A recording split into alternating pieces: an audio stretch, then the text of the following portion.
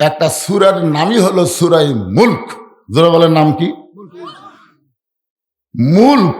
এক হাদিস সাহেব আমারে বলতেছে, হুজুর আপনারা ওয়াজ করবার এসে খালি রাজনীতি করেন। আচ্ছা, রাজনীতি ছাড়া কি ওয়াজ নাই? আমি তখন বললাম, হাদিস সাহেব আপনি হজ করবার যায় রাজনীতি করলেন কেন? তখন মাথা থাকতে বলে, হুজুর আমি হজ করবার যাই তো রাজনীতি করিনি। আমি বললাম করছেন। বলে কখন করলাম? আমি বললাম আল্লাহর কাবা ঘর সামনে নিয়ে আপনি যে বলেছেন লব্বাইক আল্লাহুম্মা লব্বাইক লব্বাইক লা শারীকা লাকা লব্বাইক ইন্নাল হামদা ওয়ান নি'মাতা লাকা ওয়াল মুলক শারীকা লাক। আপনি বলেন তো হাদিস সাহেব, লাকা ওয়াল মুলক লা শারীকা লাকের বাংলা অর্থ কি? তাহলে হুজুর এটা তো সবার তালে পড়েছি, এত বাংলা অর্থ জানি না। আমি বললাম এই শব্দের বাংলা অর্থ হলো রাজত্বের ভিতরে, রাজনীতির ভিতরে একমাত্র আল্লাহ ছাড়া আমি অন্য কাউকে স্বীকার করি না। হজ করার আগে আপনি যে দল করছেন করছেন, অসুবিধা নাই, কিন্তু হজ করার পরে যদি কোনো মানুষের দল করেন তাহলে আল্লাহ আপনার হজ কবুল করবে না। কারণ আল্লাহর কাবা ঘর সামনে নিয়ে আপনি স্বীকারোক্তি দিচ্ছেন লাকা ওয়াল মুলক লা শারীকা লাক। কোরআন শরীফের 114টা সূরার একটা সূরার নামই হলো মুলক।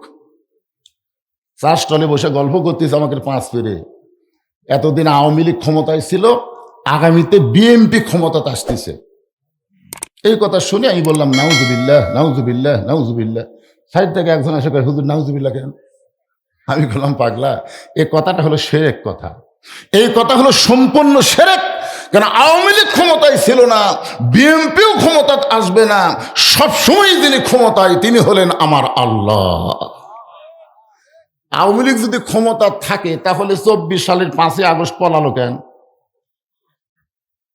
পলালো কেন? তার মানে বোঝা গেল ক্ষমতার মালিক মানুষ না, ক্ষমতার মালিক কে? এই কারণে আল্লাহ বললেন তাবারাকাল্লাযী বিয়াদিহিল মুলকু ওয়া হুয়া আলা কুল্লি শাইইন কাদির। গোটা পৃথিবীর রাজত্ব, কর্তৃত্ব, মালিকানা কার হাতে? সাথে সাথে হুহা না করলে পাপ হবে। এটা কি আমার বাপের কথা বলতেছি না আল্লাহর কথা? তাহলে গোটা পৃথিবীর রাজত্ব, মালিকানা কার হাতে? সমস্ত ক্ষমতার মালিক কে? আওয়ামী লীগ ক্ষমতায় ছিল না, বিএনপি ক্ষমতায় আসবে না, সবসময় যিনি ক্ষমতায় থাকবেন তিনি কে? আল্লাহ মাঝে মধ্যে কাউকে ক্ষমতা দেয়। আল্লাহ ক্ষমতা দেয়, দিয়ে দেখে কি করে। ক্ষমতা পাইয়া যদি ভুলে যায় যে আমার উপর কেউ আছে, তাহলে বিপদ। আছে না নাই? দরকার আছে না নাই? হ্যাঁ, এই জন্য খুব খেয়াল করবেন। আল্লাহ বলতেছেন, জি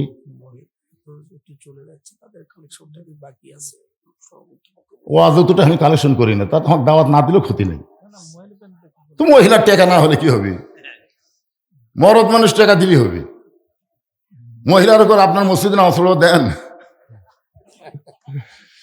আহলে হাদিসের মধ্যে মহিলারাও মসজিদে নামাজ পড়ে, কিন্তু হানাফির মধ্যে মহিলা মসজিদ ধার দেশে দেয়, তাহলে আরো টাকা কি ধরে দিবি? এই মায়ের, এই আপনাকে ওয়াজ করবো তো আমি, এমন ফাতেমার কান্দার ওয়াজ করবো, মা যাই না মা। হায় হায় রে, আসলে মেয়েদের সমস্যা বুঝলেন। সকালবেলা উঠে স্বামী ভাত চাবি ঘুমোতে গোটে দে ভাত দে, এখন ভাত দেবার না পারলে যদি কেউ আসবার গেছিল চাপাত বাড়ি খাবি, এই জন্য বিপদ তো।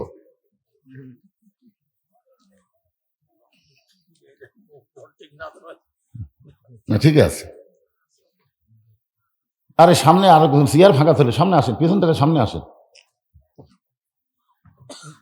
মহিলাদের মধ্যে আদায় হবে, আমার মায়েদের মধ্যে মাহফিল কমিটির লোকজন যাবেন, মেয়েরা দান করবেন, আমি দোয়া করে দেব যে সমস্ত মেয়েরা আজকে আল্লাহর ঘর মসজিদকে মহব্বত করে দান করবে, আল্লাহ যেন তাকে নবীর দরদের বিবি আমাদের মা উম্মাহাতুল মুমিনিন খাদিজার সঙ্গে আল্লাহ যেন জান্নাত দিয়ে দেয়।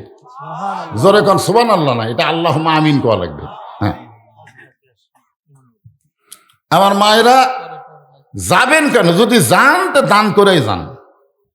যদি যান, হতে পারে আজকে আপনার জীবনের শেষ দান, হতে পারে না?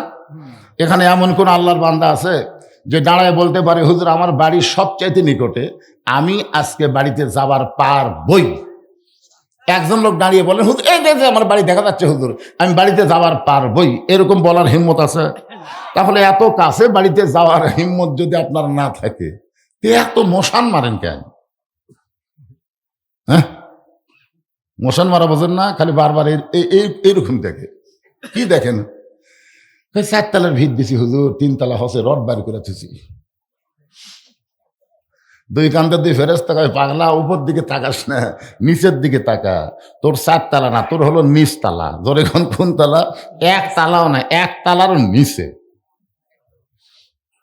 পিছনে যারা আছেন মশান মারতেছেন, বসেন বসেন বসেন। তোমার এদের মধ্যে আদায় করা লাগবে তো। যাচ্ছে, হ্যাঁ, মায়েরা দিয়ে দেন, দেওয়ার পরে চলে যান, অসুবিধা নেই। আর যারা থাকবে তারা জিতবে ইনশাল্লাহ। যে সমস্ত মায়ের আজকে থাকবে, প্রাণ ভরে কলিজা ভরে তারা ওয়াজ শুনবে, কারণ মাগরিবের পর থেকে আমার জামাই পর্যন্ত একটা ওয়াজও মেয়েদের হয়নি। জোরে কর কথা ঠিক, একটা হয়নি। তোরা কি জন্য থাকবি? কিন্তু এই মালটা যখন কেবল টেজো টাইছে, ওয়াজ হবেই। আমার যত ক্যাসেট আছে আপনারা শুনে দেখবেন, নারী পুরুষ সমন্বয় করে আমি ওয়াজ করি, কাউকে ঠকাই না। এত কষ্ট করে যারা আছে তারা ঠকে দেবে কেন? হ্যাঁ, সমান দাওয়াত না, আমাকে রে এক ওয়াজ ওর আর এক ওয়াজ। এবার আসেন যে কথাটা বলতেছিলাম, আল্লাযী খালাকাল মাউতা ওয়াল হায়াতা লিয়াবলুয়াকুম আইয়ুকুম আহসানু আমালান ওয়া হুয়াল আজিজুল গফুর।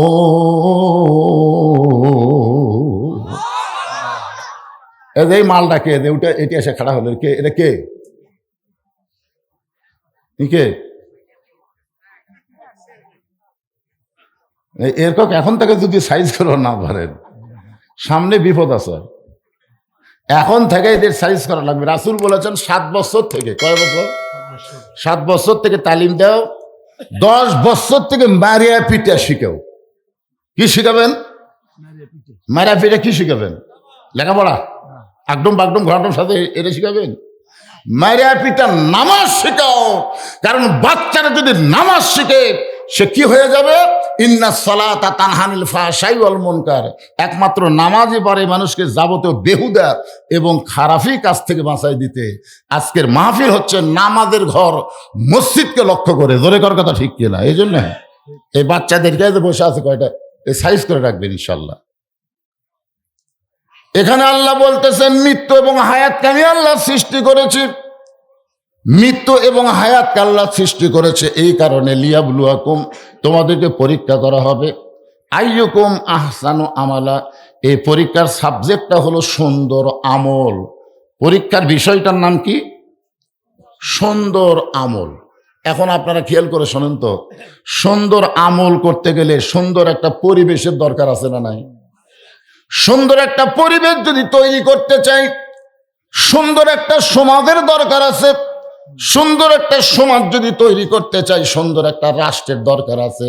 সুন্দর একটা রাষ্ট্র গঠন করতে চাইলে সুন্দর একটা সংবিধানের দরকার আছে না নাই? আপনার বলেন তো, সবচাইতে সুন্দর সংবিধানের নাম কি? আরো জোরে। 95% মুসলমানের দেশে মানুষের তৈরি কোনো সংবিধান চলবে না, আল্লাহর কোরআন সংবিধান চালাতে হবে। জোরে কোন কথা ঠিক না? আল্লাহর কোরআন যখন সংবিধান হয়ে আমাদের বাংলাদেশে চলবে, তখন আমাদের চরিত্রটা কেমন হবে, কি রকম ভালো, এটা বোঝানোর জন্য বলতেছি। ভাইজান একটু মনোযোগ দিয়ে শুনবেন। বাংলাদেশের মতন 96টা রাষ্ট্র একত্র করলে যত বড় হয়, তত বড় একটা রাষ্ট্রের খলিফা হচ্ছেন হযরত উমর। বাংলাদেশের মতন কত? 96টা বাংলাদেশ একত্র করলে যত বড় এরিয়া হবে, তত বড় এরিয়ার একটা খলিফা হচ্ছেন হযরত উমর। চিন্তা করে দেখেন, সেই মানুষটা মসজিদের মেম্বরে বসে ডান হাতে ডান গালে চড় মারে, বাম হাতে বাম গালে চড় মারে, নিজের গালে নিজেই থাপড়ায়। এমন সময় ওসমান গনি মসজিদের মধ্যে ঢুকে বলে, আমির আল মুমিনিন, আপনি কি পাগল হয়ে গেছেন? নিজের গালে নিজে চড় মারতেছেন। ওমর ফারুক বলে, ওসমান, আমার অতীতের কথা বারবার মনে হচ্ছে। বলে আপনার অতীতে কি ছিলেন? ওমর ফারুক বলে অতীতে আমি খালার বাড়িতে রাখালি করতাম, ছাগল চড়াতাম। সন্ধ্যার বেলায় ছাগলগুলো যখন ফেরত আনতাম, আমার খালা আমাকে বলতো, ওমর কয়টা ছাগল নিয়ে গেলে, কয়টা ফেরত আনলে? আমি ছাগলগুলো গুনে দেখি 2-4টা কম, আমি আবার দৌড় দিতাম। ওই ছাগলগুলো খুঁজে খুঁজে কুড়ে এনে যখন খালারে জমা দিতাম, খালা আমার মাথার চুল ধরে বলতো, ওমর যেই ভুল আজকে করেছো, এই ভুল যদি আগামীকাল করো, তোমার রাখালির চাকরি কিন্তু ক্যান্সেল হয়ে যাবে। আমি খালার পা ধরে বলতাম, খালা আমার রাখালির চাকরি যদি ক্যান্সেল করে দেন, তাহলে আমি থাকবো কোথায়, খাবো কি? একদিন সেই ওমর রাখালির চাকরি রক্ষা করার জন্য খালার পা ধরে কেঁদেছে, আজকে সেই উমরকে আল্লাহ অর্ধ পৃথিবীর খলিফা বানাইছে। এটা উমরের যোগ্যতাই নয়, এটা কেবলমাত্র আল্লাহর কোরআনের ওসিলা। এখন বলেন এই কোরআনের পাওয়ার আছে না নাই? কিন্তু আমাদের বাংলাদেশে কোরআনের পাওয়ার শুরু হয় মরার পরে। পাওয়ার শুরু হয়। বেগম খালেদা জিয়া দুনিয়া থেকে বিদায় নিছে, বহু মাদ্রাসায় কোরআন খতম চলতেছে। ধরে কথা কর না, কেন কোরআন খতম চলতেছে, কোরআন পড়ে পড়ে দোয়া করা হবে। যেই লোকটা জীবিত অবস্থায় কোরআনের পক্ষে কোনো কাজ করেনি, সেটা আমি হোক আর আপনি হোক, যাই করেন, জীবিত অবস্থায় কোরআনের বিরুদ্ধে চরণ করছে, মরার পরে তার জান্নাতের জন্য কোরআন খতম দেওয়া আল্লাহর সাথে ঠাট্টা করা, আল্লাহর সঙ্গে মশকরা করা। আল্লাহ বলতেছেন কোরআন কোনো মরা মানুষের কিতাব না, কোরআন হলো জীবিত মানুষের হেদাত। এই কারণে আল্লাহ বললেন, অনুনাজ্জিলু মিনাল কুরআনি মা হুয়া শিফাউ ওয়া রাহমাতুল লিল মুমিনিন।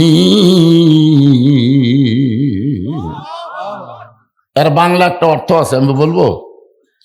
আমি যেই বলবো আপনার সাথে সাথে স্লোগান দেবেন, সব সমস্যার সমাধান। এটা একটা হলো, বিশ্বাস করতেছেন না? এই দুটার কি হবে? এই তোর কি হবে রে? খুঁজলে দেখেন এরা হলো সিজার করা মাল। এই যে একটা বসে আছে, কিছুক্ষণ পর উটপুট করতেছে। কারণ সিজার করা বাচ্চারা জন্মের আগে জন্ম নেয়, সেটা জানেন? 2 দিন পরে নরমালে হতো, কিন্তু ওর মায়ের কারণে, কেন ওর মা অধৈর্য হওয়ার কারণে একটা পরপুরুষ ডাক্তারের কাছে গেছে, সেই পরপুরুষ ডাক্তার লাইড়িয়া ছাড়া পেট কেটেছে। লাইড়িয়া ছাড়া পেট কাটে দেখে বাচ্চার ঘুমই ভাঙেনি, 2 দিন পরে নরমালে হতো। 2 দিন আগে টাকার লোভে পেট কাটছেন, কি করবি? ঘুম যে ভাঙেনি, বড় ডাক্তারের কাছে গেছে, ডাক্তার সাহেব পেট তো কাটলাম, কিন্তু বাচ্চার তো ঘুম ভাঙেনি। ডাক্তার বলতেছে টাকার লোভে পেট কাটছিস, আমি কি করবি? না না বেঁচে আছে তো, কিন্তু ঘুম ভাঙেনি। তখন কয় পাও ধরে বের করে মাথার উপরে একটা ঘুরেন দে। তখন বাচ্চার পাও ধরে মাথার উপরে একটা ঘুরেন দিলে বাচ্চা ঝাঁকি খায়। এখন কি করবি? ঘুম ভাঙে। এই যে কান্দে উঠলো, এই কান্দার কারণে এর মাথার এমন একটা ঝাঁকি খাচ্ছে, অস্থির হয়ে গেছে। এই মোবাইল ছাড়া ভাত খায় না, মোবাইল ছাড়া আর কান্না থামে না। ধরে কোন কথা ঠিক? এই সিজার করা বাচ্চারা এক জায়গায় বেশিক্ষণ থাকতে পারবে না। এখন খোঁজলে দেখেন ওর খবর কি।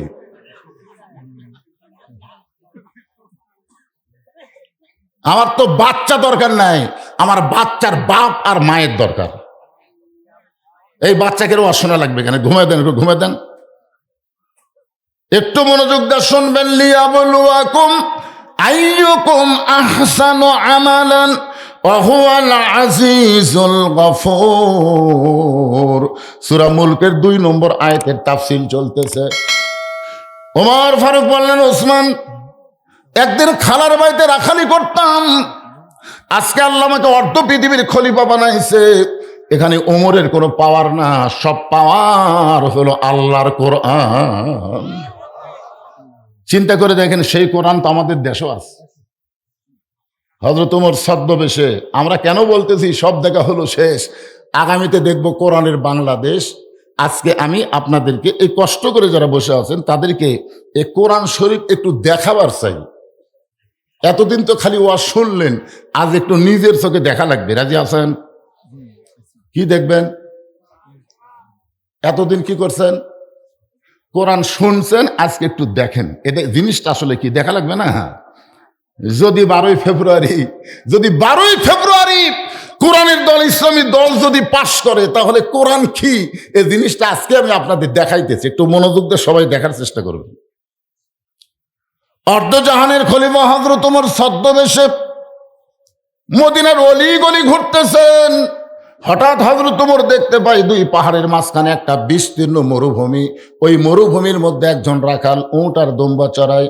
হযরত ওমর আল্লাহর কোরআনকে দেখার জন্য রাখালকে সালাম দিলেন, আসসালামু আলাইকুম রাখাল ভাই, আমার পেটে ক্ষুধা লাগছে, আমি উটের এক পেয়ালা দুধ চাই। রাখাল মুচকি মুচকি হাসে। ওমর ফারুক বলে, রাখাল আমি তোমাকে সালাম দিলাম, উটের এক পেয়ালা দুধ চাইলাম, তুমি মুচকি মুচকি হাসো কেন? রাখাল বলতেছে, তোমার সালামের উত্তর দিব না, তোমাকে উটের দুধও দিব না। ওমর ফারুক বললেন, আমার দোষ। রাখাল বলতেছে, তোমার 1 নম্বর অপরাধ হলো আগে তোমার পরিচয় দাও, আগে তোমার পরিচয় দাও, তুমি কে? ওমর ফারুক চিন্তায় পড়ে গেলেন, আমার কি পরিচয় দিব? আমি আল্লাহর কোরআন দেখার জন্য ছদ্মবেশ ধারণ করেছি, এখন যদি আমার পরিচয় দেই তাহলে গুমর তো ফাঁস হয়ে যাবে। ওমর ফারুক চিন্তা করতেছেন, আমি কি পরিচয় দিব? আমার নাম ওমর, আমি অর্ধজাহানের খলিফা, এই পরিচয় দিব নাকি? এমন সময় আল্লাহর কোরআন বলে, ওমর, রাখাল যখন তোমার পরিচয় চাইছে, তুমি আসল পরিচয় দাও। তোমার আসল পরিচয় হলো মিল্লাত আবিকুম ইব্রাহিম হুয়া সাম্মাকুমুল মুসলিমিন। আপনারা বলেন তো, কে মারা গেছে? 3 বারের প্রধানমন্ত্রী, দেশ নেত্রী খালেদা জিয়া না। আল্লাহ বলেছেন, লা তামুতুন্না ইল্লা ওয়া আনতুম মুসলিমুন। তুমি মন্ত্রী হয়ে মরো, তুমি প্রেসিডেন্ট হয়ে মরো, তুমি ডিসি হয়ে মরো, এই কথা আল্লাহ বলে নাই। আল্লাহ বলেছেন, মুসলমান না হয়ে মরো না। ধরে কোন কথা ঠিক কিনা? তাহলে এখানে যারা আমরা বসে আছি, আমাদের সকলের পরিচয় কি? বুঝতে পারেন না কেন? সকলের পরিচয় কি? আরো জোরে সবাই বলেন। যাই বলবেন না তাই মুনাফিক হয়ে যাবেন, এই জন্য সবাই বলেন। পাপী হতে পারি, আমরা যে মুসলমান এই ব্যাপারে সন্দেহ আছে নাকি? আমাদের পরিচয় কি? আরো জোরে। কে রাখছে আমাদের পরিচয়? আল্লাহ না, আমাদের জাতির পিতা। মিল্লাত আবিকুম ইব্রাহিম হুয়া সাম্মাকুমুল মুসলিমিন। ওমর ফারুক বলতেছে, রাখাল আমার পরিচয় যখন জানবার চাও, আমার পরিচয় হলো আমি একজন মুসলমান। রাখাল বলতেছে, আসল না নকল? ওমর ফারুক চমকে উঠছে, কিন্তু মুসলমান তো মুসলমানই, এর মধ্যে আসল নকল কি? রাখাল বলতেছে, আসল মুসলমান যারা হবে তারা চাওয়ার ব্যাপারে সতর্ক থাকবে। আসল মুসলমান জীবন যাবে, কিন্তু আল্লাহ ছাড়া অন্য কারো কাছে তারা চাবে না। আসল মুসলমান প্রয়োজন হলে ফাঁসির মঞ্চে যাবে, কিন্তু রাষ্ট্রপতির কাছে বাঁচার দরখাস্ত লিখবে না। কথা কন না কেন? আসল মুসলমান বোঝেন না? মতিউর রহমান নিজামীকে উকিল এসে বলতেছে, স্যার আপনি একটা দলের আমির, আপনি যদি রাষ্ট্রপতির কাছে বাঁচার দরখাস্ত লেখেন, রাষ্ট্রপতি দয়া করে যদি আপনার দরখাস্ত কবুল করে, তাহলে আপনার ফাঁসি কার্যকর হবে না। নিজামী সাহেব মুচকি মুচকি হাসতেছে। উকিল বলে, হাসেন কেন? বলে, হাসার কারণ হলো, তুমি যার কাছে আমাকে দরখাস্ত লিখতে বলতেছো, এরকম 3 জন রাষ্ট্রপতিকে আমি ক্ষমতার থাকা অবস্থায় মরা দেখছি। একটা হলো শেখ মুজিবুর রহমান, একটা শহীদ প্রেসিডেন্ট জিয়াউর রহমান, একটা হলো জিল্লুর রহমান। যারা ক্ষমতার থাকতে নিজেরাই মারা যায়, তাদের কাছে কোনো ইমানদার জীবন ভিক্ষা চাবে না। উকিল বলতেছে, তাহলে আপনার ফাঁসি হবে। মুচকি হাসিতে বলে, আমার ফাঁসি হবে, কিন্তু আমার মৃত্যু হবে না। উকিল কয়, কি কন? ফাঁসি হবে তো মৃত্যু হবে না কেন? সঙ্গে সঙ্গে আল্লাহর কোরআন তেলাওয়াত করতেছেন, ওয়ালা তাকুলু লিমান ইউকতালু ফি সাবিলিল্লাহি আমওয়াতুন বাল আহইয়াউ ওয়ালাকিন লা তাশউরুন। আল্লাহ রাস্তায় যাদেরকে অন্যায়ভাবে হত্যা করা হয়, আল্লাহ রাস্তায় যাদেরকে ফাঁসি দেওয়া হয়, তাদেরকে তোমরা মৃত্যু বলো না, আমি আল্লাহ বলতেছি তারা জীবিত। আপনারা বলেন তো, শহীদ প্রেসিডেন্ট জিয়াউর রহমান মারা গেছে না জীবিত আছে? মারা যায়নি, মারা যায় নাই। শহীদ প্রেসিডেন্ট জিয়াউর রহমান কিয়ামত পর্যন্ত বাংলাদেশের মানুষের অন্তরে অন্তরে থাকবে। জোরে কোন কথা ঠিক কিনা? তাকে হত্যা করা হয়েছে, তাকে হত্যা করার পরে তার ব্রিফকেস খুঁজে পাওয়া গেল, জায়নামাজ আর আল্লাহর কোরআন। এই কয়েকদিন আগে যাকে হত্যা করা হলো, আকাশেতে লক্ষ তারা, একটা চাঁদের আলো, হাজার কোটি মানুষের চাইতে একজন ওসমান হাদি ভালো। আপনারা বলেন তো, ওসমান হাদি মরছে? আমার গ্রামে এই কয়েকদিনের মধ্যে দুইটা ছেলে আছে, দুইজনের নাম হচ্ছে ওসমান হাদি। দুধের নামে, উত্তর পাড়াতে একটা, দক্ষিণ পাড়াতে একটা, দুটাই ওসমান হাদি। আমি কইলাম কি আরে এ কি পাইলো? তার মানে বুঝাই দিল যে আল্লাহ রাস্তায় যাদেরকে হত্যা করা হয়, ওসমান হাদির প্রত্যেকটা ভিডিও দেখবেন, ও কিন্তু কার বিরুদ্ধে সবসময় কথা বলছে? বাংলাদেশের অধিপত্যের পক্ষে, বাংলাদেশকে যারা হরণ করতে চায়, ইনসাফ ভিত্তিক কথা বলেছে। জোরে কর কথা ঠিক কিনা? যার কারণে তাকে হত্যা করা হলে একটু মনোযোগ দিয়ে শুনবেন। রাখাল বলতেছে পথিক, ওমর ফারুক তার চিনে না, বলতেছে পথিক তুমি যে আসল মুসলমান হও, তাহলে তুমি দুধ চাইছো কার কাছে? ওমর ফারুকের চোখ দিয়ে পানি পড়তেছে। আল্লাহ, তোমার কোরআন যখন দুনিয়াতে চালু থাকবে, উমর যদি ভুল করে, একটা রাখাল পর্যন্ত তার ভুল ধরবার পারবে। জোরে খান না সুবহানাল্লাহ। ওমর ফারুক বলে, রাখাল আসলে চাওয়ার ব্যাপার আমার ভুল হয়ে গেছে। রাখাল বলতে, ভুলটা যখন স্বীকার করছো, তাহলে আল্লাহ তোমাকে তওবা করার সুযোগ দিছে। সুবহানাল্লাহ খান না কেন? ভুল স্বীকার করলে তওবা আছে না নাই? আমার বড় ভাই আওয়ামী লীগ করে। 5ই আগস্টে যখন হাসিনা পলে গেল, তখন আমার বড় ভাই দিকে আমার মাদ্রাসার মসজিদ যাচ্ছে, আমি আবার সিসি ক্যামেরা দেখে ফেলেন। মাঝে মধ্যে আমার বড় ভাই কিন্তু আমাকে বলতো, একটু তিরস্কার করে বলতো, হুজুর যে কোনো সময় কিন্তু ধরা পড়বে। তা আমি আমার ভাইকে বললাম, ভাই আপনি কিসের ধরার ভয় দেখান? তখন পুলিশ ধরবি রে, র্যাব ধরবি। আমার ভাইয়ের হাত বুকের মধ্যে নিয়ে বললাম, ভাইজান যে কোনো সময় কিন্তু আপনিও ধরা পড়বেন। তো আমাকে বলতে, আমি সরকারি দল করি রে। আমি বললাম, আপনি আমার পুলিশ ধরার কথা কন, আর আমি আপনাকে আজরাইল ধরার কথা বলতেছি। করি বাবা রে, চমকে উঠলেন কে? পুলিশ ধরলে তাও ছাড়বি রে, কিন্তু আজরাইল ধরলে কিন্তু ছাড়বি না। কথা কন না কেন? তা আমি আস্তে করে নামে এসে দেখলাম আমার ভাই মসজিদের মধ্যে নামাজ পড়তেছে। আমি বললাম, ভাই খবর কি? ভাই আমার তওবা করা। আমি বললাম, কেন? বলে, যেই দলের মেম্বার থেকে প্রধানমন্ত্রী বলে যায়, এই দল আমি আর নাই। আমি বললাম, ভুলটা যখন বুঝবার পারছেন, তাহলে আপনাকে আল্লাহ তওবা করার সুযোগ দিছে। সুবহানাল্লাহ কোন না কেন? কি যারা ভুল বুঝবে তাদের আল্লাহ তওবা করার সুযোগ আছে না নাই? রাখাল বলতে যে ভুলটা যখন স্বীকার করছেন, তাহলে আল্লাহ আপনাকে তওবা করার সুযোগ দিল। ওমর ফারুক বলে, রাখাল তাহলে আমি তওবা করতেছি। রাখাল বলে, আপনি মূর্খ মানুষ, আপনি তওবা কেমনে করবেন? আমি তওবা করাই, আপনি আমার সঙ্গে তওবা পড়েন। ওমর ফারুক বলে, রাখাল আমার মধ্যে মূর্খামির কি দেখলা? রাখাল বলতেছে, চাওয়ার ব্যাপারে যারা সতর্ক থাকে না, তারা হলো সব চাইতে বড় মূর্খ। সুবহানাল্লাহ কোন না কেন?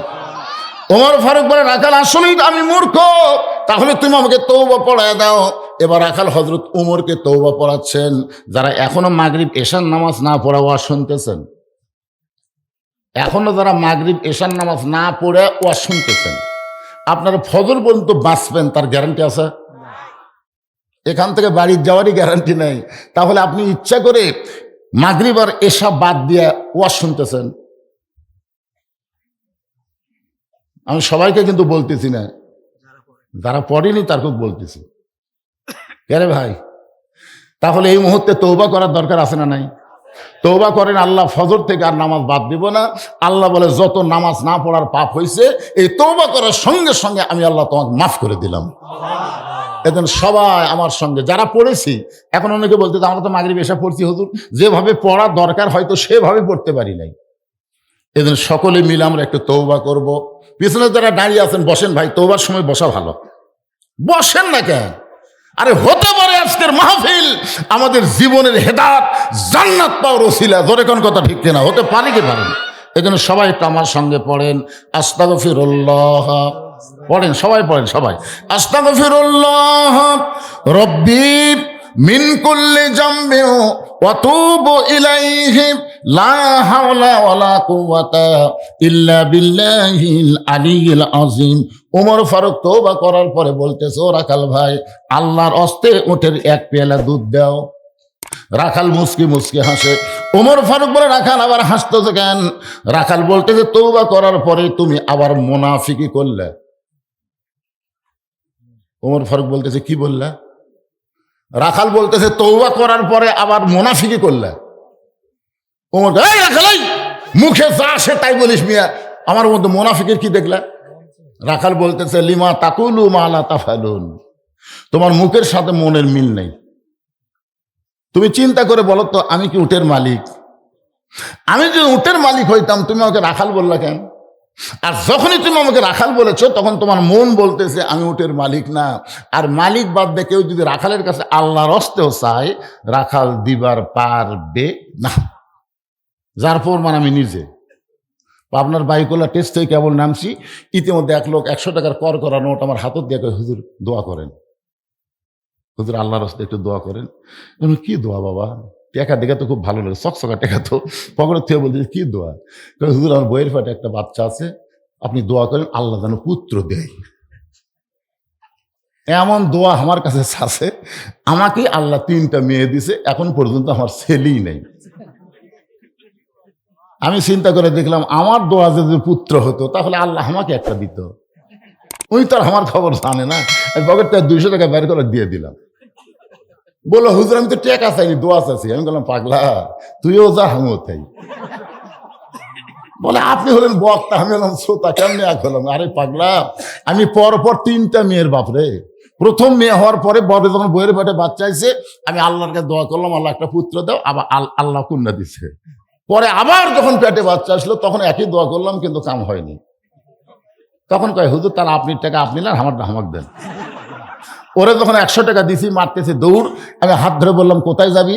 বলে, ওই হুজুরের কাছে যাবো যার বেটা ছাওয়াল আছে। আমি বললাম, কোনো হুজুরের কাছে না, কোনো পীরের কাছে না, কোনো মাদারে না। পাবার যদি চাও তাহলে মালিকের কাছে চাও। রাখাল হযরত ওমরকে বলে, পথিক, সত্যি যদি উটের এক পেয়ালা দুধ আল্লাহর হস্তে পাওয়ার চাও, তাহলে এখান থেকে মালিকের বাড়ি হলো 10 মাইল দূরে। ওই মালিকের বাড়ির দরজা গিয়ে বলো, মালিক, তোমার রাখাল উট আর দুম্বা চড়াই, তুমি মালিক যদি হুকুম দাও তাহলে রাখাল আল্লাহর হস্তে উটের এক পেয়ালা দুধ দিবে। ওমর ফারুক বলে, রাখাল ভাই, অত দূর কষ্ট করে মালিকের বাড়ি যাওয়ার দরকার নাই, বরং তোমাকে 2টা টাকা দিলাম, এই 2টা টাকার বিনিময়ে তুমি উটের এক পেয়ালা দুধ দাও। রাখাল মুসকি মুসকি হেসে বলে, পথিক, তুমি কি হযরত উমরকে চেনো? রাখাল হযরত উমরকে বলতে, পথিক, তুমি কি হযরত উমরকে চেনো? যে উমর আল্লাহর কোরআন দিয়ে রাষ্ট্র চালায়, সে উমরের গুপ্ত বাহিনী যদি দূর থেকে দেখবার পাই, তুমি আমাকে 2 টাকা ঘুষ দিছ, আর মালিক বাদ দা তোমাকে উটের এক পেয়ালা দুধ দিলাম, তাহলে তোমাকেও ধরবে আমাকেও ধরবে। এই বুড়া বয়সে কি তুমি ধরা পড়বার চাও? ওমর ফারুক বলে, রাখাল ভাই, তাহলে চলো পাহাড়ের গুহার মধ্যে যাই, এই গুহার মধ্যে গিয়ে গোপনে তোমাকে 2 টাকা দেব, আর তুমি গোপনে উটের এক পেয়ালা দুধ দিবে। পারবে না, ওমরের গুপ্ত বাহিনী ধরতে পারবে না। রাখাল চিল্লে বলে, তুমি ভণ্ড, তুমি ভণ্ড, তুমি ভণ্ড। ওমর ফারুক বলে, রাখাল, আমার মধ্যে ভণ্ডামির কি দেখলা? রাখাল বলে, পথিক, পাহাড়ের গুহার মধ্যে দেওয়া নেওয়া করলে ওমরের গুপ্ত বাহিনী দেখতে পাবে না, আমার মালিক জানতে পারবে না, কিন্তু রাখালের আল্লাহ সব দেখতে পায়। ওমর ফারুক এক দৌড় পাহাড়ের পাদদেশে গিয়ে 2 রাকাত সালাতুল শুকর নামাজ পড়ে বলতেছে, আল্লাহ, তোমার কোরআন এত সুন্দর, তোমার কোরআন যখন দুনিয়াতে চালু থাকবে, তখন কেউ না দেখলো আল্লাহ দেখতেছে, এই বিশ্বাস প্রত্যেকটা মুসলমানের কলিজার মধ্যে থাকবে। কেউ না দেখলো, দেখতেছে কে? আল্লাহ। আমি এতক্ষণ রাখাল দেখিনি আল্লাহ, আমি রাখালের মধ্যে তোমার কোরআন শরীফ দেখতে পাইছি আল্লাহ। আসলে কোরআন তো কাগজে লেখা কিতাব না, কোরআন হলো বাস্তব, যখন কোরআন অনুযায়ী মানুষ চলবে। আল্লাহ, তোমার কোরআন এত সুন্দর, এই বলে ওমর যখন কাঁদতেছে, পিছনে রাখাল এসে বলতেছে, পথিক কান্দা লাভ নাই, তুমি যতই কান্দো তোমাকে উটের দুধ আমি দিবার পারলাম না। ওমর ফারুক বলে, রাখাল ভাই, উটের দুধের কোনো দরকার নাই, বরং তোমার কাছে আমি জানতে চাচ্ছি, তুমি না দেখা আল্লাহকে কলিজার মধ্যে জায়গা দিয়ে তুমি যে আল্লাহর কোরআন অনুযায়ী চলতেছ, এর বিনিময়ে তোমার চাহিদা কি? রাখাল বলতেছে, আমার চাহিদার কথা শুনে তোমার লাভ কি? ওমর ফারুক বলতেছে, ভাইজান, তোমার ভালো কোনো বাড়ি নাই, ভালো কোনো চাকরি নাই, ভালো কোনো খাওয়া নাই, তুমি উঠদুম্বা চড়াও রোদে পুড়ে পড়ে, এরপরেও তুমি আল্লাহর কোরআন অনুযায়ী চলতেছো, এর বিনিময়ে তোমার চাহিদা কি? সঙ্গে সঙ্গে রাখাল চোখের পানি বের করে বলে, পথিক, আমার চাহিদার কথা যখন শুনতে চাও, আমার চাহিদা হলো, রব্বানা আতিনা ফিদ দুনিয়া হাসানাতাও ওয়া ফিল আখিরাতি হাসানা ওয়া কিনা আযাবান্নার। ওমর ফারুক বলে, পাগল, আমি হলাম মূর্খ, আমি মূর্খ, তুমি যে চাহিদার কথা কোরআনের আয়াত দিয়ে বললে আমি তো বুঝবার পারলাম না। রাখাল বলতেছে, তুমি আসলেই মূর্খ। আরে পাগলা, এ আয়াতের মধ্যে আমি দুটা চাহিদার কথা বলছি। এক নম্বর চাহিদা হলো আতিনা ফিদ দুনিয়া হাসানা, দুই নম্বর চাহিদা হলো অফিল আখিরাতি হাসানা। আমার দুনিয়ার চাহিদা হলো মহামানব হযরত উমরকে আমি এক নজর দেখতে চাই, যে উমর আল্লাহর কোরআন দিয়ে রাষ্ট্র চালানোর কারণে আমার মতন রাখাল না দেখে আল্লাহকে কলিজার মধ্যে জায়গা দিবার পারছি, সেই হযরত উমরকে যদি খালি একটা বার দেখতে পাইতাম, তাহলে আমার দুনিয়ার জীবন আল্লাহ শান্তিময় করে দিত। রাখালের এক নম্বর চাহিদা কি দেখবে? হযরত উমর মানে একজন ভালো নেতা দেখা। কি দেখা? আপনারা কি দেখবার চান? ভালো নেতা বাংলাদেশে দেখবার চান? কথা কর না কেন চান? ভালো নেতা দেখবার গেলে একটু মনোযোগ দেন। রাখাল বলতেছে, আমার দুই নম্বর চাহিদা হলো, আমি রাখাল যখন মরে যাব, প্রথম রাখালকে আল্লাহ যেন জান্নাত দেয়। ওমর ফারুক এক দৌড়ে গিয়ে রাখালের হাতটা আমার দিকে তাকান, এভাবে খপ করে ধরছে, ধরেই 3 বার চুমা খাচ্ছে। রাখাল বলতেছে, পাগল নাকি, আমার ঘামা হাতে তুমি 3 বার চুমা দিলে? ওমর ফারুক বলে, রাখাল ভাই, 2 নম্বর চাহিদা আল্লাহ তোমার পুরা করছে, মরার সঙ্গে সঙ্গেই আল্লাহ তোমার জন্য 8টা জান্নাতের দরজা খুলে দিবে। আপনারা তো সুবহানাল্লাহ বলেন, কিন্তু রাখাল সুবহানাল্লাহ কয় না। ওমর ফারুক বলে, রাখাল, তোমার 2 নম্বর চাহিদা আল্লাহ পুরা করছে, মরার সঙ্গে সঙ্গে আল্লাহ তোমাকে জান্নাত দিবে। রাখাল সুবহানাল্লাহ কয় না। ওমর ফারুক বলে, রাখাল, মরার সঙ্গে সঙ্গে আল্লাহ তোমার জান্নাত দিবে, তুমি সুবহানাল্লাহ কও না কেন? রাখাল বলতেছে, মরার পরে আল্লাহ আমাকে জান্নাত দিবে, এই বাকি কথা শুনে আমি সুবহানাল্লাহ কই না। ওমর ফারুক বলে, তুমি তাহলে কি শুনবার চাও? রাখাল বলতেছে, আমি হযরত উমরকে একবার দেখবার চাই, সে নগদ কথা বলতে তোমার কোন জাকাত বাজায়? মরে গেলে জান্নাত, এ কথা সবাই বলবার পারে, কারণ মরে গেলে জান্নাত এটা নগদ না বাকি। কিন্তু হযরত উমরকে এক নজর দেখতে পাবো, এই নগদ কথা বলতে তোমার কোন জায়গায় বাজে? ওমর ফারুক চিন্তায় পড়ে গেলেন, আমি যে ওমর, এটা রাখালকে কেমনে বলবো? যে রাখাল আমাকে তওবা পড়াইছে, যে রাখাল আমাকে ভণ্ড কইছে, যে রাখাল আমাকে মুনাফিক কইছে, এখন যদি বলি আমি ওমর, বলাও সারা, রাখাল হাত ফেল করে মরাও সারা। এ জায়গার কোনো গল্প চলবি না বাবা। কি সাউন্ড ঠিকই আছে?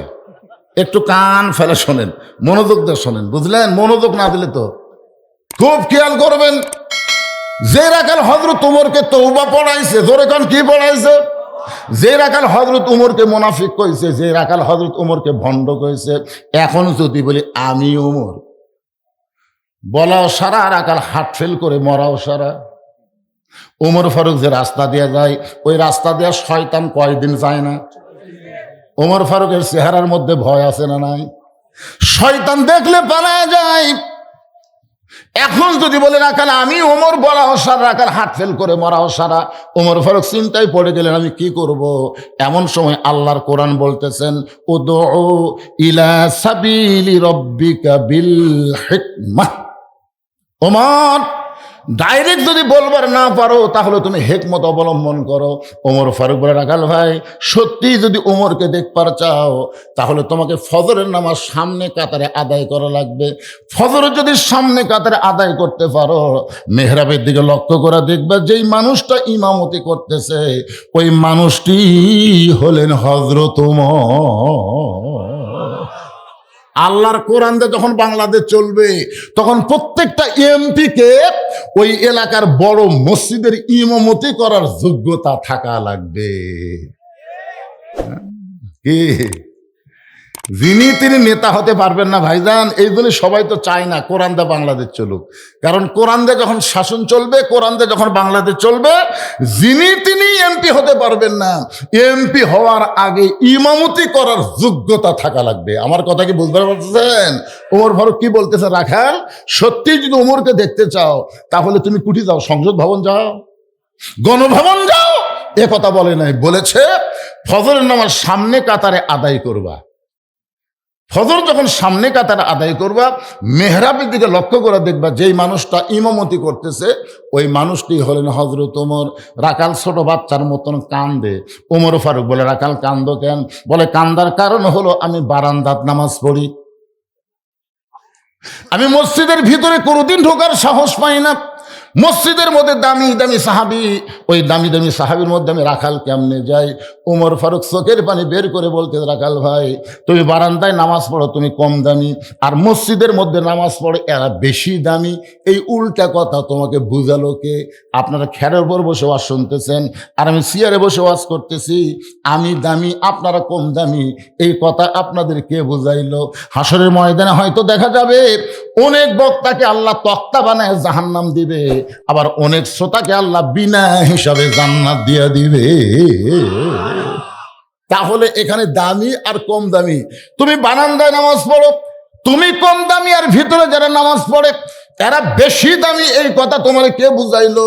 বরং আল্লাহ কোরআনে বলেছেন, ইন্না আকরামাকুম ইনদাল্লাহি আতকাকুম। ওই ব্যক্তি সবচাইতে দামি হয় যার কলিজার ভিতরে আল্লাহর বেশি ভয়। সত্যিই যদি ওমরকে দেখতে চাও তাহলে ফজরের নামাজ সামনে কাতারে আদায় করা লাগবে। এখন কি করবা কও? রাখাল বলতেছে, তাহলে আজকে ঈশার নামাজ পড়ে বাড়ি যাব না। ওমর ফারুক বললেন, কেন? রাখাল বলে, ঈশা পড়ে যদি বাড়ি যাই আর ফজর যদি সামনে কাতারে না পাই, এই জন্যই ঈশা থেকেই ফজর সামনে কাতারে ধরার চেষ্টা করা লাগবে। ওমর ফারুক বললেন, রাখাল তুমি বলো তো 5 ওয়াক্ত নামাজের মধ্যে 3 ওয়াক্ত তাড়াতাড়ি, আসর, মাগরিব, এশা, কিন্তু এশা থেকে ফজর অনেক সময়, আবার ফজর থেকে জোহর অনেক সময়, এই 2 নামাজের বেশি সময় হওয়ার কারণ কি? রাখাল বলতেছে, আমি তো জানি না। ওমর ফারুক বললেন, তাহলে শোনো, ফজর থেকে জোহর আল্লাহ লম্বা সময় দেওয়ার কারণ হলো এই সময় ব্যবসা বাণিজ্য করবা, খেতে খামারে কাজকাম করবা, চাকরি বাকরি করবা, এইগুলো করতে গিয়ে তোমার দেহের যে ক্ষয় হবে। এশা থেকে ফজর আল্লাহ লম্বা সময় দিছে, এই লম্বা সময়ের মধ্যে তুমি ঘুম পারলে আল্লাহ তাআলা তোমার এই দেহের ক্ষয়টা এই ঘুমের মধ্যে আল্লাহ পুরা করে দিবে। তাহলে এশা থেকে ফজর তুমি যে সামনে কাতার ধরবার চাচ্ছা, যদি ঘুম ধরে, রাখাল বলতে, ঘুম যদি ধরে তাহলে মসজিদের মধ্যেই ঘুমিয়ে যাবো। যেই বলছে মসজিদের মধ্যে ঘুমাবো, উমর ফারুকের চেহারা রক্তের মতন লাল হয়ে গেছে। এই রাখাল, এই মসজিদের মধ্যে ঘুম পাড়ার দলিল দে। তুই যে মসজিদে ঘুম পাড়বি তার একটা দলিল থাকা লাগবে না? আরে ঘুম পাড়া তো দলিলের কথা, ওরা সবাই নামাজ পড়ে বেড়ে গেছে, এরা 3 জন 4 ফ্যান দিয়ে গল্প করতেছে, 1-1 ঘন্টা হয় এরকে গল্প বন্ধ হয় না। ফেরেশতারা বলতেছে, আল্লাহ সবাই নামাজ পড়ে বাড়ি গেল, এরা 3 মুসল্লি 4 ফ্যান যাতে গল্প করতেছে, কি রেজাল্ট কি? আল্লাহ বলতেছে, গল্প করার সময় এদের মাথার উপর যতক্ষণ ফ্যান ঘুরিছে, এই ফ্যানের কারেন্টের বিল এই 3 জন আলাদাভাবে না দেওয়া পর্যন্ত জান্নাতে যাওয়ার পারবে না। কারণ মসজিদ আর বাপের ঘর না যে ইচ্ছা মতো ফ্যান ঘুরাবি। জোরে কথা কর না কেন ভাই, কথা কর না কেন? কি ছোটবেলা দেখছি, ছোটবেলায় আমি দেখছি কোনো লোক যদি কাঁচা পেঁয়াজ খায়, আগে তো পান্তা ভাত বেশি খাচ্ছিল, দুপুরে তো চাউলের দাম বেশি, পান্তা খাইয়া বুঝলেন ওই জগন্নাথ পড়ার কাছে ওর মুখ দেখালে পেঁয়াজের গন্ধ বাড়াচ্ছে মানুষ নামাজ পড়তে পড়তে। এই তুই জানিস না কাঁচা পেঁয়াজ কাঁচা রসুন খেয়ে মসজিদে আসলে ফেরেশতারা কষ্ট পায়। এই জন্য আগে কেউ কাঁচা পেঁয়াজ কাঁচা রসুন খেয়ে মসজিদে যায়নি। কি বলতেছেন? কিন্তু এখন থেকে মসজিদের মধ্যেই পেঁয়াজ কাটে মুড়ি মাখতেছে। হ্যাঁ, মসজিদের মধ্যে খুচখুচ করে পেঁয়াজ কাটতেছে। আগে পেঁয়াজ খাইয়াই যায়নি, এখন পেঁয়াজই করতেছে, মানে মসজিদ আর বাপের রান্নাঘর। কথা বল না কেন? আর মসজিদের সবচাইতে খারাপ পরিবেশ করলো এই সিয়ার পার্টিরা। ধর এখন কি পার্টি? সিয়ার পার্টি। এই সিয়ার পার্টিরা। আপনি বলেন তো, বাড়িতে নামাজ পড়লে কয় গুণ সওয়াব? কয় গুণ? 1 গুণ। আর মসজিদে নামাজ পড়লে 27 গুণ। কি একলা একলা পড়লে দিবি না জামাত করে পড়া লাগবে? তো জামাত করে পড়বার গেলে কাতার হেঁকা মেঁকা করে পড়লে হবে না কাতার সোজা করে পড়া লাগবে? কাতার সোজা করার নিয়ম হলো পায়ের গোড়ালির সঙ্গে গোড়ালি মিল করে কাতার সোজা করা লাগবে। আল্লাহ রাসূল যতক্ষণ পর্যন্ত কাতার সোজা না হয়েছে ততক্ষণ রাসূল ইমামতি শুরু করেনি। এখন আপনার কাতারের মধ্যে যদি একটা চেয়ার থাকে, তাহলে বলেন তো, যেই লোকটা চেয়ারে বসলো তার বার গোড়ালির সঙ্গে আপনার গোড়ালি মিল খেলো, তাহলে 27 গুণ সওয়াবকে আপনার চান না? 27 গুণ সওয়াব যদি চান তাহলে আপনার কাতার থেকে চেয়ারটা টুস করে পিছনের কাতারে দেন। পিছনের কাতারের লোকেরা যদি 27 গুণ সওয়াব পায়, তাহলে আস্তে করে চেয়ারটা তৃতীয় কাতারে দেন। তৃতীয় কাতারের লোক যদি 27 গুণ সওয়াব পায়, আসল চেয়ারটা চতুর্থ কাতারে দেন। এক সময় 27 গুণ সওয়াবের আশায় একটা চেয়ারও মসজিদের মধ্যে থাকবি না, সব চেয়ার বারান্দার যাবি। জোরে কোন কথা কন না কেন ভাইজান? আর যদি দেখেন যে কোনো ব্যক্তি চেয়ারত বসে আছে, মানে চেয়ারত আগে থেকেই বসে আছে, তাহলে আপনারা কোনো মানুষ মরে গেলে খাটনি কয়জন কান্দে লাই?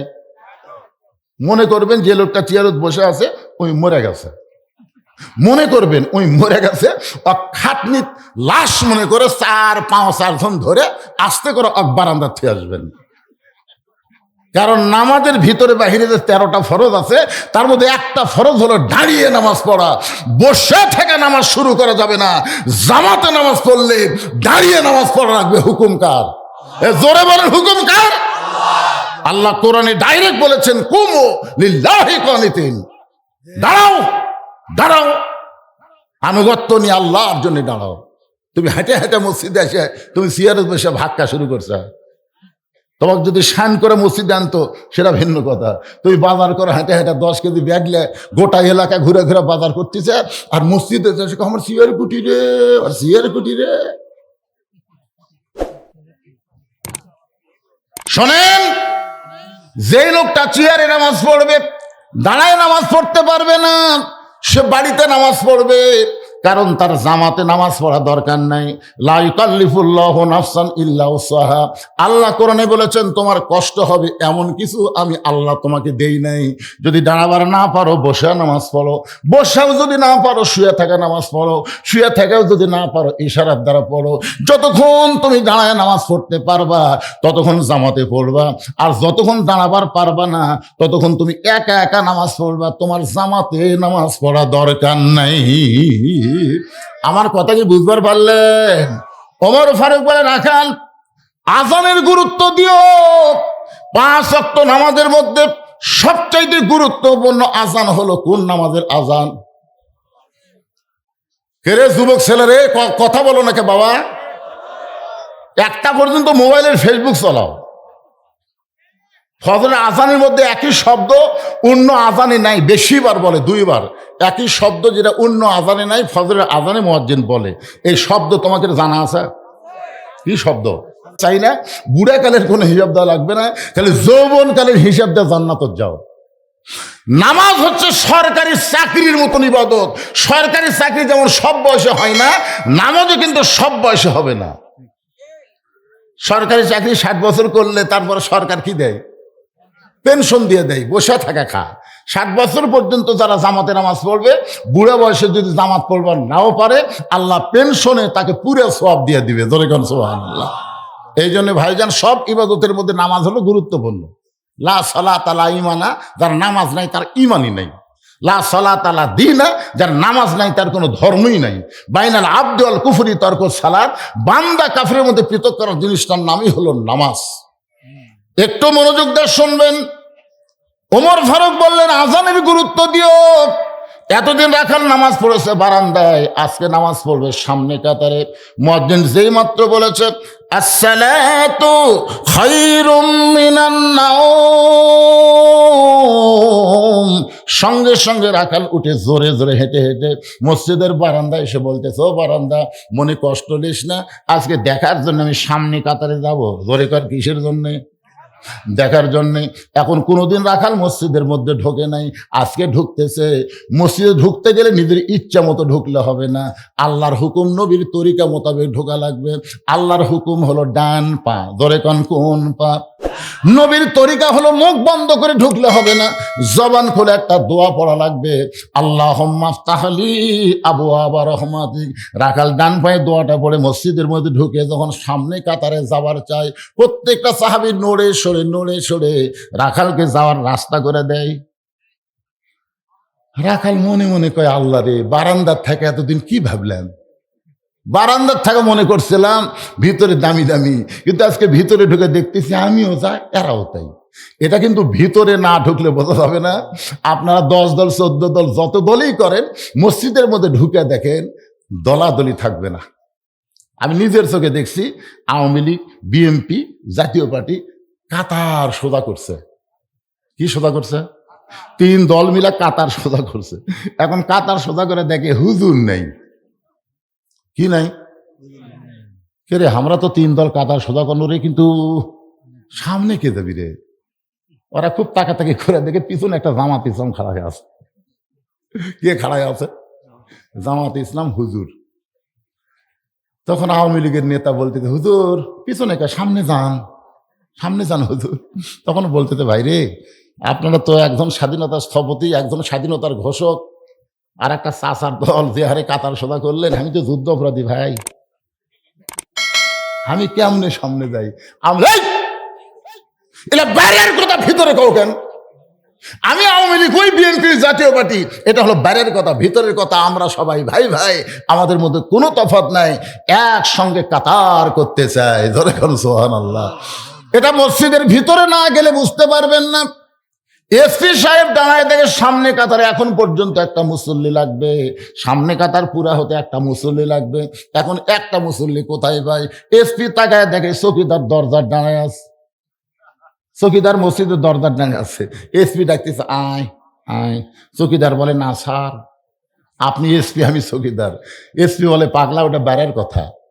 আমি এসপি, তুই চৌকিদার, ওটা বাহিরের কথা, ভিতরের কথা, আয়। চৌকিদারের ভয় যখন যায় না, এসপি নিজেই কাতার ছেড়ে এসে চৌকিদারের হাত ধরে বলতে, তোকে ডাকি, তুই যাস না কেরে? তুই যাস না কেরে? বলে, আপনি এসপি স্যার, আমি চৌকিদার। আরে পাগলা, ওটা বাইরের কথা। আমি তো বলতেছি আমি এসপি, তুই চৌকিদার, ওটা বাইরের কথা, ভিতরের কথা তা না। চৌকিদার কয়, হুজুর স্যার ভিতরে আসিস না কেন? ভিতরে লিয়ে দেয়, বলে আমার পায়ের গোড়ালির সঙ্গে গোড়ালি মিল করে খাড়া হও। চৌকিদার বলতে, স্যার আমার গোড়া কিন্তু ফাটা, আপনার গোড়া তেল তেলায়, যদি নামাজের কারণে হঠাৎ ভীষণ লাগে, হঠাৎ যদি লেগে যায়, মানে 2 জন কোথায় সেদের কাছে পাওয়া ফট করে পাওয়াত লাগিছে। এসপি বলতেছে, পাগলা, ফাটা তেল তেলায় এক করাই হচ্ছে নামাজ। ধরে খান সুবহানাল্লাহ। ছোট বড়, ধনী গরিব, কালো ফর্সা, এক করার জন্যই হলো জামাত। জোরে কর না সুবহানাল্লাহ। এতদিন রাখাল বারান্দায় নামাজ পড়েছে, আজকে ভিতরে ঢুকে দেখতেছে প্রত্যেকটা সাহাবী যখন রাখালকে সামনে যাওয়ার রাস্তা করে দেয়, রাখাল যাইতে যাইতে একেবারে সামনে কাতারে মেহরাব বরাবর, সামনে কাতারে মেহরাব বরাবর দাঁড়ায় রাখাল ফজরের 2 রাকাত সুন্নত নামাজ আদায় করেছে। ফরজের আগে 2 রাকাত সুন্নত আছে না নাই? সর্বসাকুল্যে 12 রাকাত সুন্নত আপনাদের পড়তে হবে। 17 রাকাত হলো ফরজ, আর 12 রাকাত হলো সুন্নত। ফজরের আগে হলো 2 রাকাত সুন্নত, জোহরের আগে 4, পরে 2, মোট 6 রাকাত। আসরের কোনো সুন্নত না পড়লেও চলবে।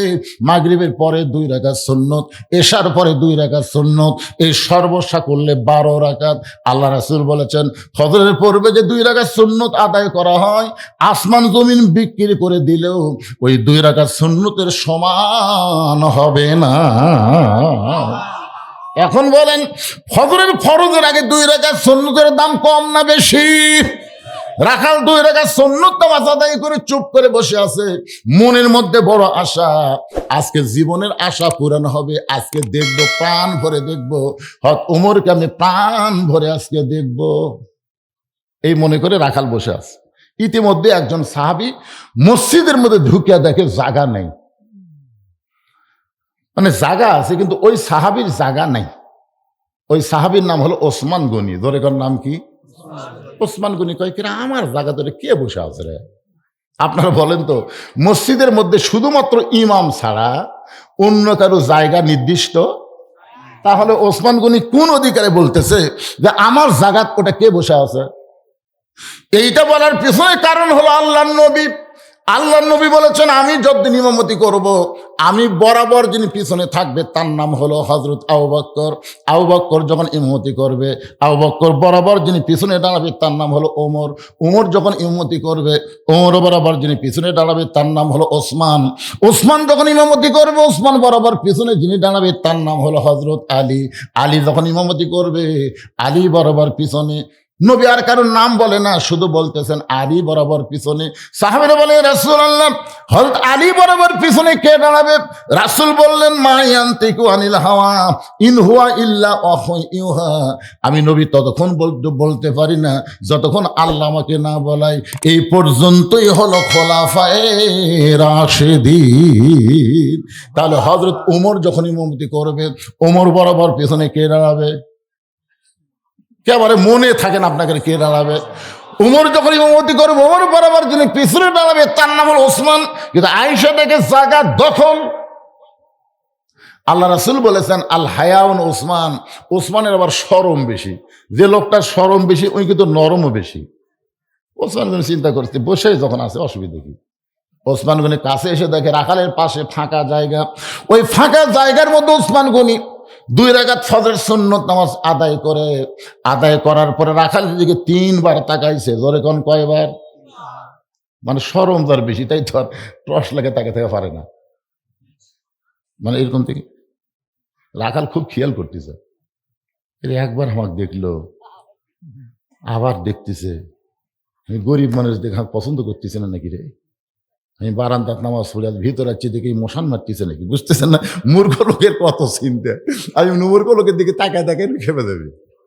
মানে একদিন এক অটো ভ্যানে তার হুক আমার এই গাড়ির সাথে বাইজে দিবি। রাস্তা অটো তো ওই ইচ্ছা করলে চাকা নামার পারে, কিন্তু নামে ওই পাখার উপর আসতেছে। আমার ড্রাইভার বললাম, ভাই নামে দে, কারণ অটো কিছু হলে আমার তা জরিমানা নিবি। জোরে খান কথা, ঠিক কিনা? একদিন এক অটো বাজিয়েছিল, আমার গাড়ি চামড়া উঠে গেছে, তাও হাত থেকে 1000 টাকা লিখছে। হুজুর আমার গাড়ি বেকার ছিল, আমার 50,000 গেল, অধিকার খেয়ালি নেই। আমি সেদিন তার ড্রাইভারকে বলি, তুই নামে দিস, তো চাকা নামে দিস, ওই হেলিকপ্টার চলাচ্ছে চলাক। আমি একদিন ওই অটোর চলানা খারাপ দেখে শুধু গ্লাসটা নামে ওই দিকে তাকাছি, খালি তাকাছি। অটোরা বলি, হুজুর মশান মারতেছে। আমি সেই দিন তওবা করছি, ভাই কোনো মূর্খ লোকের দিকে আমি আর তাকাবো না, তাকালি আর খেপে যায়। ওসমান গনি কয়বার তাকাছে? একবার তাকাইছে, 2 বার তাকাইছে। যেই মাত্র 3য় বার তাকাইছে, সঙ্গে সঙ্গে রাখাল বলে, এই মিয়া, বারবার কি দেখো মিয়া? ওসমান গনি ভয়ে থরথর করে দাঁড়িয়ে গেছে। ওসমান গনি থরথর করে দাঁড়িয়ে বলতেছে, ভাইজান কোনোদিন আপনাকে দেখি নাই, আজকে প্রথম দেখতেছি। একবার না দেখে 2 বার দেখছি, 3 বার দেখছি ভাই, কারণ কোনোদিন তো তোমাকে সামনে দেখি নাই। আজকে আমার পাশে তোমাকে পাইয়া বারবার দেখতেছি, তুমি যে আমার ভাই। বলে, আমি তোমার ভাই না, আমি হলাম রাখাল। ওসমান গনি বলতেছে, তুমি আমার ভাই। আর আমি বলে, আমি তোমার ভাই না, আমি হলাম রাখাল। যেই বলতে আমি রাখাল, সঙ্গে সঙ্গে ওসমান গনি মুস্কি মুস্কি হাসতেছে। কারণ রাখাল যারা হবে তাদের ভাষা নরম হলে হবে না, রাখালের ভাষা মাঝে মধ্যে গরম হওয়া লাগবে। ধরে কোন কথা, ঠিক কিনা? আল্লাহ নবী বলেছেন প্রত্যেকটা অভিভাবককে আল্লাহ রাখালের দায়িত্ব দিয়ে দুনিয়াতে প্রেরণ করছে। প্রত্যেকটা অভিভাবককে আল্লাহ রাখালের দায়িত্ব দিয়ে দুনিয়াতে প্রেরণ করেছে। এখন হয়তো আপনারা ভাবতেছেন, হুজুর আমাদের তো কোনো গরু ছাগল নাই, তাহলে আমরা কার উপর রাখালি করব? আপনি চোখ বন্ধ করে দেখেন, আছে। এই আমি বলার আগেই বলে দিছে, আপনি চোখ বন্ধ করে দেখেন, 50 বছরের একটা গাভী আছে, 22 বছরের একটা আইডিয়া আছে, 17 বছরের একটা বকনা আছে। এখন হয়তো ভাবতেছে, গাভী আইডিয়া বোক নাকি? গাভী মনে করেন আপনার বউ, এটা মনে করার জন্য বলতেছি ভাই রে। মনে করেন 1 হালি কলা যদি 1 টাকা হয়, 10 হালির দাম কত? হ্যাঁ, 1 হালি 1 টাকা হলে 10 হালি। তখন এক ছাত্র বলতেছে, এটা কি কলা স্যার? অঙ্ক বোঝানোর জন্য বলতেছে, 1 হালি 1 টাকা হলে 10 হালির দাম কত? তো বলতেছে, এটা কি কলা স্যার? মনে করতেছে কলার নামই যখন শুনবার চাচ্ছে তো ভালোটাই করছে, অনুপম কলা। ওই চিন্তা করে আমার বাবা এক হালি কলা 20 টাকা দিয়ে নিয়ে আসে, আর স্যার 1 টাকার কথা কয়। ওই তখন বলতে, স্যার অনুপম কলা 1 টাকা হালি আপনার ইয়ের মধ্যে দিবি। ইয়ে,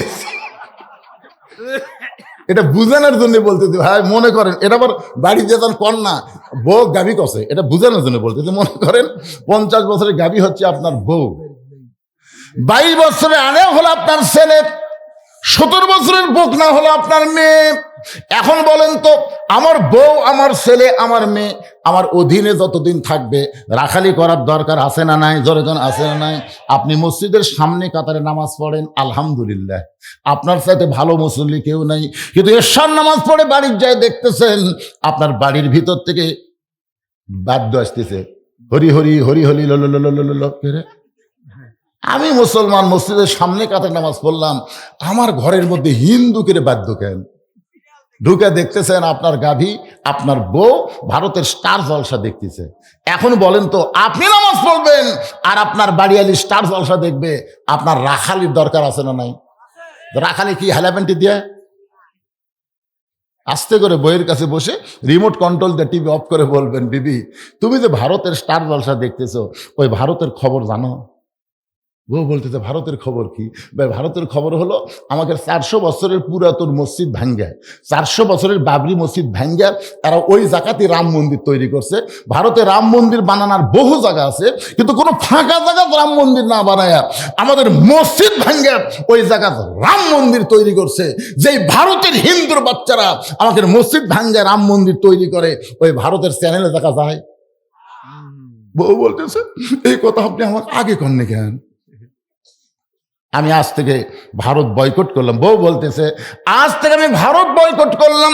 যে ভারত মসজিদ ভাঙ্গা মন্দির বানায়, ওই ভারতের চ্যানেল দেখা যাবে। এই জন্য ভারত বয়কট, ভারত। আরো জোরে জোরসে বলেন, মায়েরা আজ থেকে এই মুহূর্ত থেকে ভারতের কোনো চ্যানেল দেখা যাবে। কারণ ভারতের হিন্দুরা নাটক করে, সিনেমা করে, পূজা দিয়ে, আর এই পূজার বাদ্য মুসলমানের ঘরত যদি বাজে, ওই ঘরত ফেরেশতা আসবি?